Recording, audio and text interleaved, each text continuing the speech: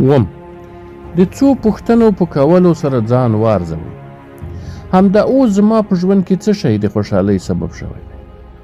څه شی مې تر ټولو راضي ساتي او زه د هغو په اړه څه احساس لرم؟ همدا اوس ژوند زما لپاره نړۍ څومره ښکلې کړې ده؟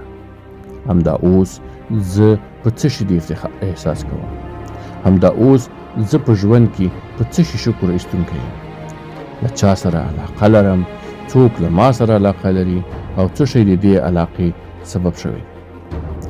تر څو نیکمرغۍ ونه پیژنو، تر څو د ژوند لپاره تعریف ونه لرو، تر څو خپل ځان کشف نه کړو، تر څو خپل احساسات کنټرول نشو کړی، تر څو خپلې علاقې څرګندې نشو کړی، تر څو له نورو سره د جوړجاړي شیبې ونشو ازمویلی، ژوندي به یو، ژوند مو نه دی کړی.